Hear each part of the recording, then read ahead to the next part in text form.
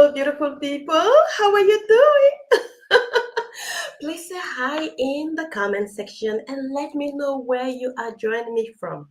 My name is Flora Basie. I am a digital accessibility expert and also founder at Linoratech. As I was preparing for this incredible session that we have today, I reflected on a situation that happened in my house a few months ago. My little one, Nonosh, 6 years old, was supposed to go on a fantastic trip with her school. A few days prior to that, I was talking to her and she was watching a movie, but she couldn't hear me. So I was like, she probably is immersed in the movie. That's why she's not responding. I raised up my voice and talked to her again. Her back was facing me, so she couldn't hear. I went closer to her. She still couldn't hear me as I was talking to her. My heart started pounding. I knew something was not right. And I touched her shoulder and she turned around and smiled. And I said, "Did you hear me?" She said, "What?" I said, "Did you hear me? I was talking to you." She still couldn't comprehend what I was saying. My heart sank. And for some reason, I knew something was not right at this point of time. And then I spoke slowly to her, and she could hear a little bit of what I was saying. Few days after that, we took her to the doctor, and we realized that she had an ear infection, and she was deaf just for a little while, for just a temporary situation. She couldn't hear us. As she healed with the medicine, she could hear us properly. That situation got me in a place where I became a little bit scared as a mother, and I was wondering, how does a person who is deaf, live life, impact, and also be a great contributor? As we are all aging, we might lose the ability to hear, to see, or even to talk. How are we going to be able to enjoy life to the fullest? Well, today I have the perfect guest with me to talk about death with an expertise and a vision you should definitely hear.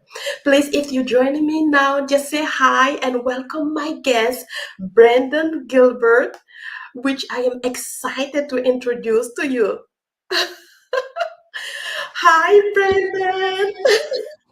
Hi. Oh my goodness. Thank you for having me. Thank you so much for joining me. I am super happy to see you here.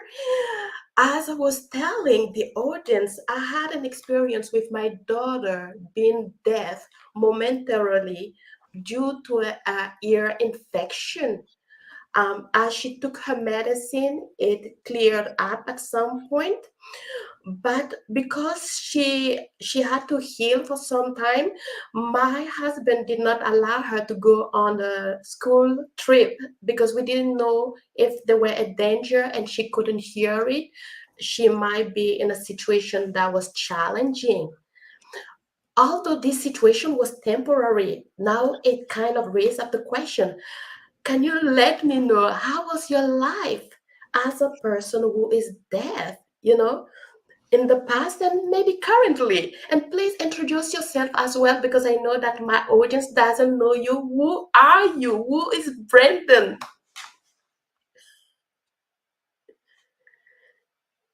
Well, that's actually kind of cool that you had that experience because it gives you some perspective on life.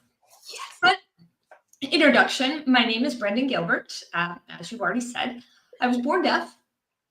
I was raised in Southern California, born and raised, and then I moved to Texas and I've been here for 20 plus years now.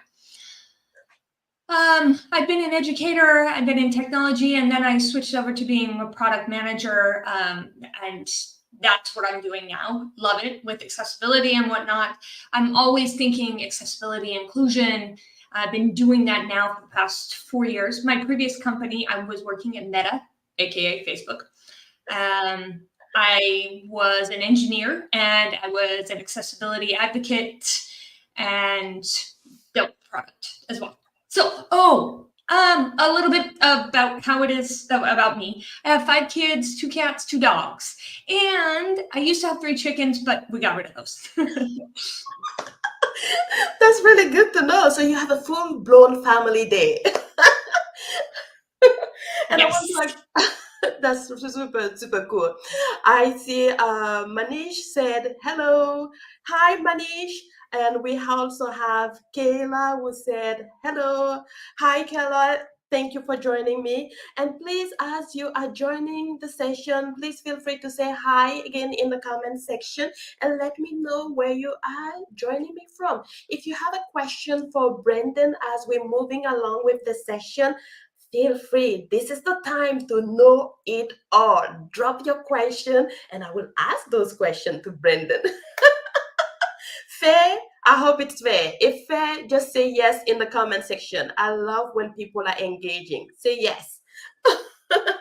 All right, perfect. So my next Me question, too. because I know, Brenden, you love technology. You're passionate about technology, and thank you for letting us know that you also was born being at yes, you were see, my English is tricking me now. So you were born deaf, and but tell me a little bit, how was it like to grow up as a person, as a kid who was born deaf, right?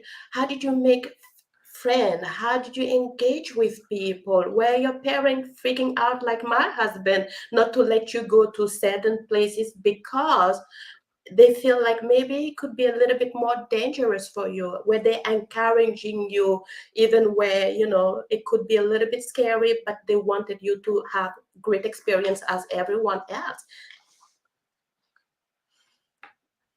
Great question, and more than happy to talk about my experience growing up.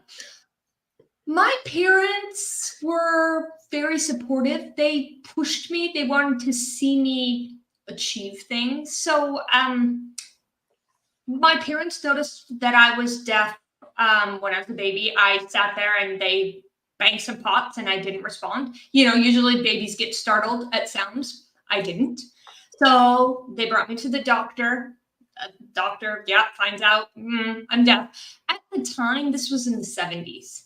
So there were different schools that they looked into for me.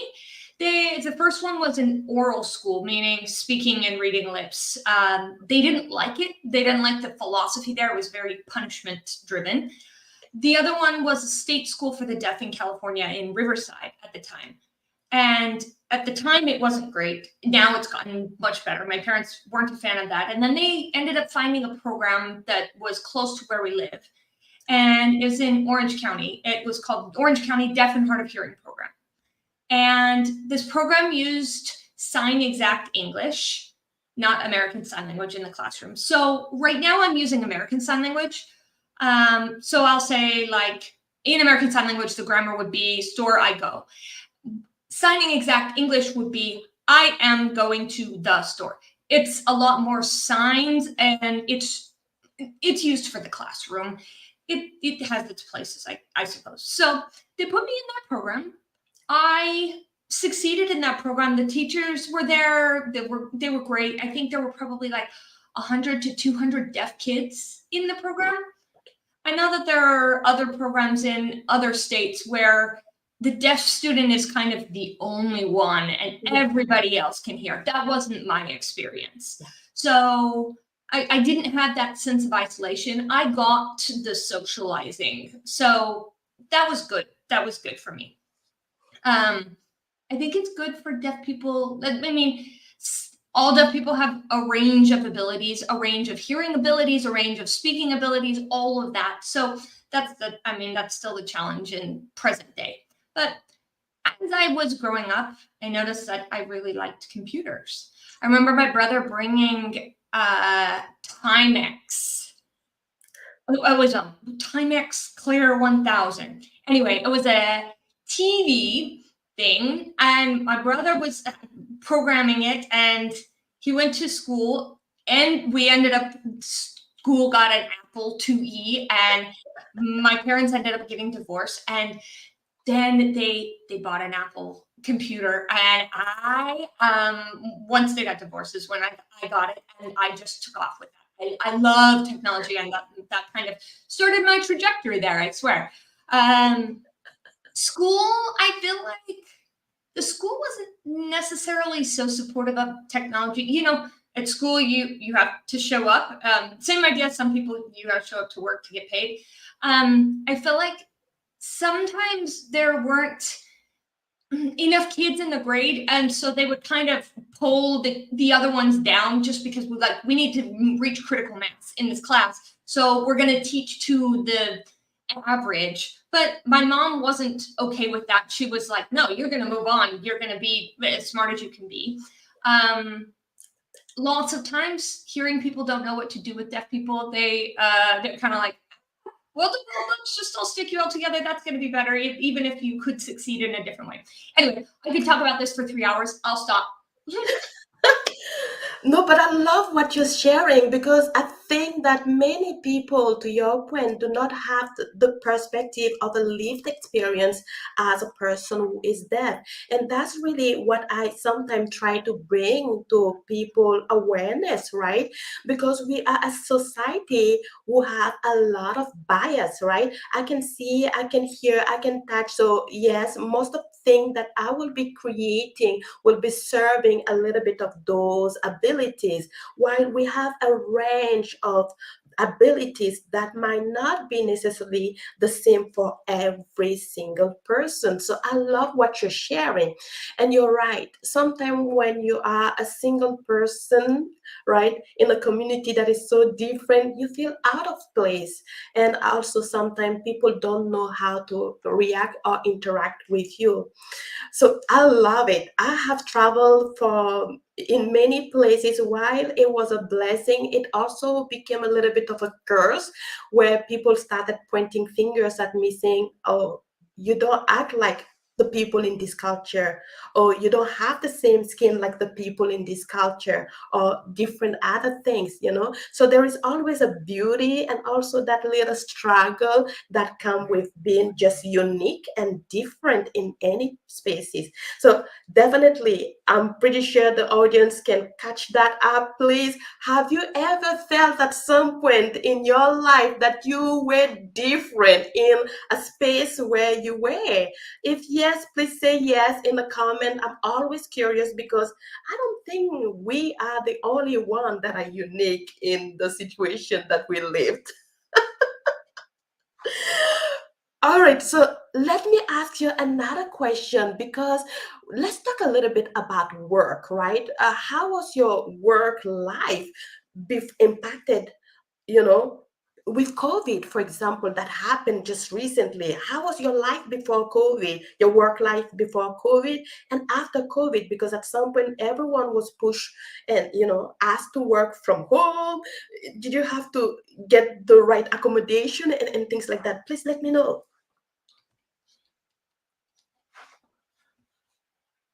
Good question. My career's been about 27 years. So I most of the time I've always had interpreters, because I was one of the people who didn't think that I had to ask. I had more opportunities and chances in my job. People look at it and think like, oh, the interpreter's clarifying something real quick. The interpreter misspoke. I didn't have interpreters my entire life in my job, because I felt like it took away opportunities from me until Meta. So at Meta, I did have interpreters for a few years. I speak, but my voice sounds like I have an accent from a different country. Like, what did you say?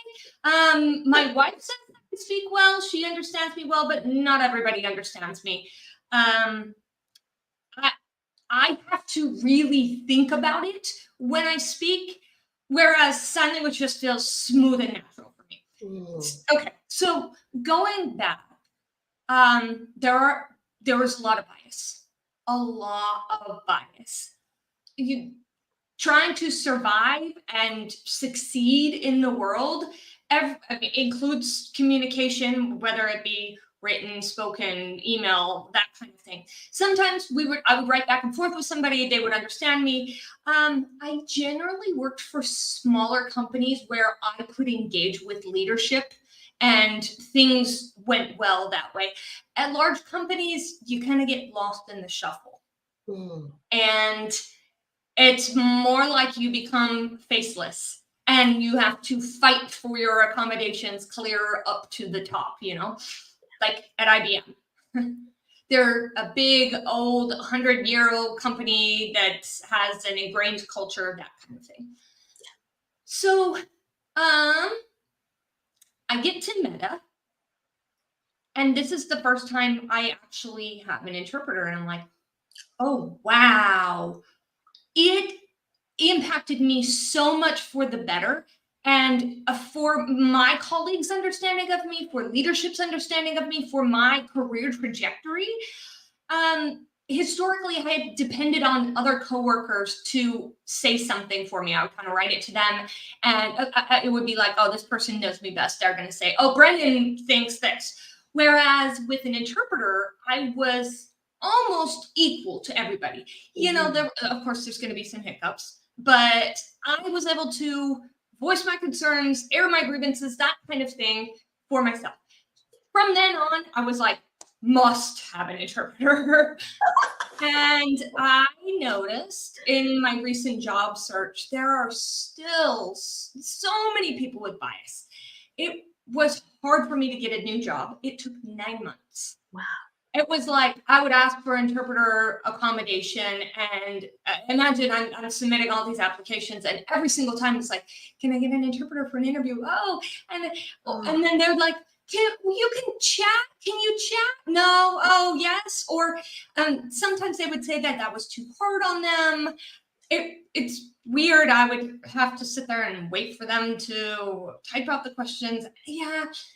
So I noticed that the people are unknowledgeable, I would say. They take the probably for them path of least resistance, but yeah. Definitely. Oh, I like this awareness. Thank you so much. And you are so right. Even when you and I met, right? We were supposed to meet for a little chat prior to jump in this show. And you said, Flora, can you just move the time to 1 hour because I need to wait for my interpreter? And I said, oh, we can chat, we can text, and also the platform, I think we were using Zoom, has also like a closed caption kind of situation. And then you brought to my awareness that yes, but it will become challenging for me because we want to have an easy conversation. So having an interpreter is really what can allow you to freely express. And I think that this is one thing that is important to notice. When we have a company that claim we want diversity, we want inclusion, we want equity, we want innovation, are you really wearing that cap that allow everyone to express uniquely their zone of genius, right? Your ability or Yes. disability to hear is not hindering your capacity, your skill, your knowledge, like so much that you can give to the company. It has nothing to do with the work. It's just a mean. So when they provide the mean, they get the result. So I am really pushing right there for organization, for leaders to hear this story, because the problem is not the disability. The problem is finding ways for a person to express freely the genius they have inside. Love it. You are so right. And because I can speak a decent level of English, people would consider me that I was at a certain level. But not all deaf people are like that. But it also didn't matter. It didn't matter how much English they could speak. And same thing really goes for people, potential international people. Just because they don't speak English fluently doesn't actually mean that they don't have that level of genius inside of them. So absolutely right with you on that. Definitely. I see Kayla said, yes, she felt at some point that she was also different growing up, but her difference was a big advantage at some point in her life. Thank you, Kayla, for sharing. I see also Praveen who said hello, and he also provided a little bit of information where he said that it's sometimes difficult in the career. Okay, wait a minute. He's asking a question. Let me read. Hello, this is Praveen from India. What is that one finest strong decision you took, challenging yourself to come over difficulties in your career, Brendan? Ooh, that's a good question. What is the decision you made to overcome some of those challenges?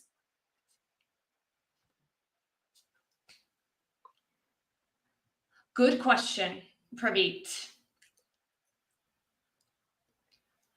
Sorry if I butchered your name. Um, you know, I grew up and I was taught to never give up, to push through any obstacle. I took that and I applied it to my life and what it is that I do. I don't get sidetracked, I don't get pulled down or thrown off. I have to interact in the world, right? We all have to learn how to interact in the world, and we have to be able to survive with that and get through hard times and come out succeeding. So really the point is to have tenacity and not give up. Yeah, Things will happen and just keep pushing through. definitely. Oh, I So love this I guess answer. I guess that my challenge is communication, but then I would say never give up with that. Definitely. I love that. I think that it's important not to focus on the path that is, you know, the challenge in your life. Like if you are blind, if you are deaf, if you have mobility impairment, if you, it doesn't matter who you are or what you are. There are also people with that disabilities who have different issues or challenges. The more we focus on the thing that is not working, we get locked in a prison that will be, you know, not ideal. You won't be able to express who you are as a genius. Perhaps your genius lie elsewhere. Like Brendan, what you just said, communication is the challenge, but I can find other ways to communicate. Now we have interpreter, we have also other technology in place. If you are blind, maybe different, tools or ways, because the problem, like I said again, is not a disability. And Brendan, oh, we spoke a lot about it. Like it's not a disability. We need to face what is the other part of us that will help us contribute and have fun at the same time. And I know, Brendan, you love technology, but you are also a big fan of game. That probably will be for another discussion. Yes, look at the bag. See behind me? Yes. Yes, he has a lot of game. So very quickly, as time just fly by so fast, I want to ask you, what is your futuristic thought on how to improve accessibility in everything, just in general and very quickly?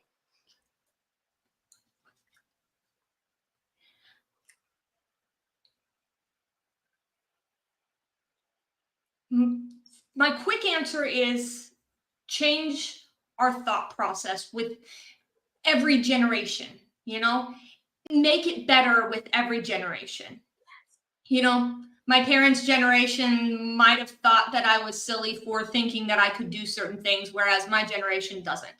And hopefully, each generation we can get better and better. We all have things to grapple with, but hopefully, the next generation maybe they can resolve these things.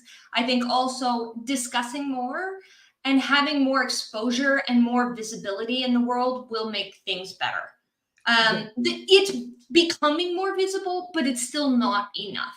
We need to show people, show everybody, not just the people that we think are pretty, or the people that are these certain stereotypical things that check the box that aren't the norm. We want everybody. Definitely, definitely. Oh, I love this answer. Another question, very quickly, is around job seeking experience and accessibility consideration. What do you think people should hear or learn about? I know in your case, for example, you are a person who is deaf, but think about different perspective and share with me.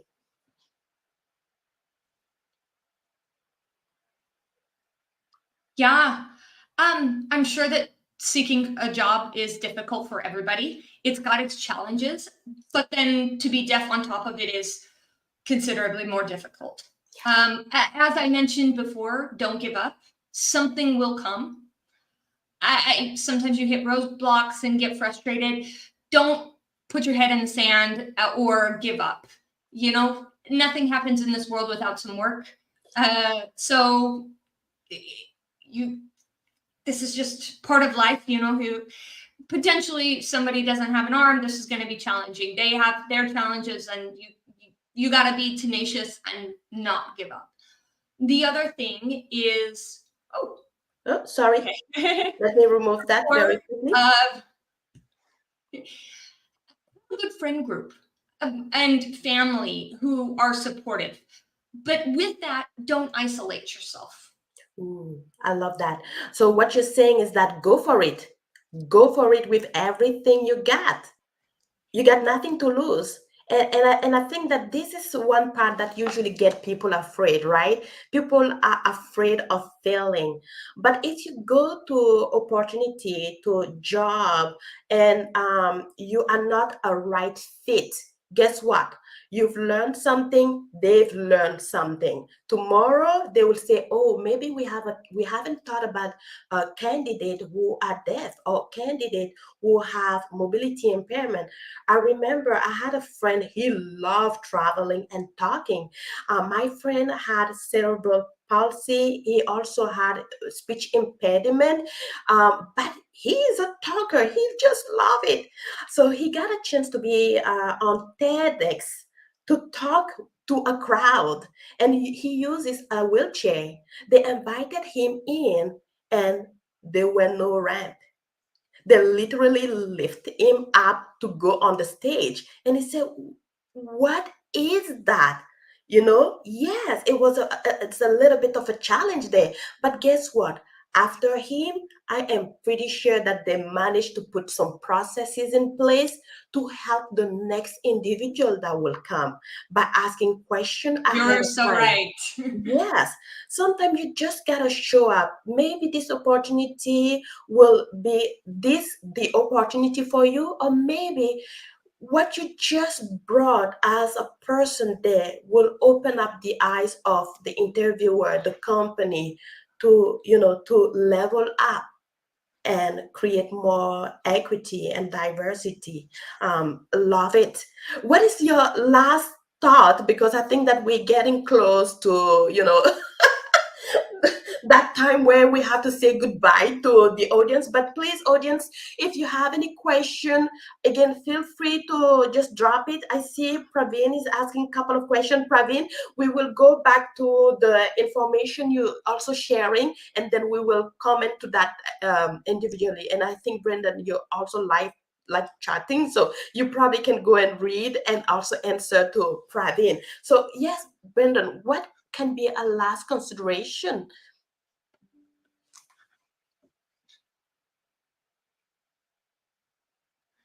Last consideration. Uh, my goal is to have the world be accessible for everyone, no matter where they're at in whatever walk of life. I want in the future, I want everybody to consider accessibility in everything, just to make everything easier.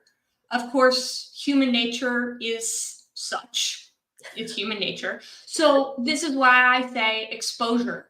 This is why I give presentations and come on podcasts like this, because there's not so many deaf people in the space. You don't really see a deaf person until you try to interact with them. You don't know, they're not, exposed. You don't know if they're disabled or not because you just pass them on the street. But I want people to be able to live life and not be afraid and go for it. And I don't want people to think, oh no, how am I going to interact with them? I want people to be comfortable and feel like they can interact with anybody. And yeah, I guess I'll leave you with that. Oh, I love it. Love it, love it, love it. Love it very much. And I think that people always have that fear. Oh, I don't want to offend that person. Oh, I don't want to. No, go for it. I mean, be respectful. Go for go for it. If anything, the person will say, "Oh, I don't like how you're interacting with me. May I suggest something else?" And you're like, "There you go. You learned something." I know one of your vision that you also expressed to me before is to see a lot of people with disability in higher management as vice president, Yes. as directors, as CTO, CEO. Can you just drop a little bit of why are you thinking, or are you really dreaming about this being a reality soon? And that will be the last one, I promise, guys. Ever since I was a kid, I wanted to be that higher level. I want to be visible. So hopefully that will be a goal that I will attain someday still. While in that level, I feel like people at that level are able to impact the company, and then companies are able to impact other companies, which then can span globally. So I see currently there are no deaf people like me in these higher levels. There aren't disabled people in these upper levels, VP, C level kind of things. But they would be so much better off if they were, because they add their perspective. They help people see a different way. Microsoft, he's a hearing CEO, yes, but he has a disabled son. I feel like this has actually made a huge impact for deaf people and other disabled people because of that. Google is a little bit different. I know that somebody at the time happened to know somebody who was disabled and it made a difference. But yeah, I feel like it's so much better for employees. It would be so much better and more inclusive for employees, more diversity of thought. I feel like um hearing people can get in with their same little groups and have it be very homogeneous and be like, oh, I stick with my same people and I don't need diversity of thought or diversity of perspective or anything like that. But you really do need that. You do. You do. Oh, I love it. Thank you so much. It brings so much clarity when you say representation is key everywhere. Love it. So this is the takeaway. Thank you everyone for joining. Brenden, where can people connect with you? I know you like speaking engagement. You are happy to bring awareness to other companies as well. Where can people connect with you? LinkedIn, I am there. My name is fairly unique the way that it's spelled. So you see it here on the screen and you'll see my beautiful face there. I'm on Facebook as well. I have Instagram. So those are the three for now. Okay. Yeah, you can find me there. There Brenden you Gilbert. go. So please, if you need to connect a little bit more with Brenden, do not hesitate. He is very open, very kind. He's always ready to provide, value, to provide awareness, and to share his genius. So please connect with him. And thank you, everyone. Please say thank you to Brenden as well. Thank you, Charlotte, also for saying thank you. I think that this was really a great, valuable session. If you feel so, please say yes and say thank you to Brenden. Brenden, thank you again. And Amber, thank you so much for also being the voice for Brenden. Brenden, thank you. Bye bye, Thank you so everyone. much for having me. Bye.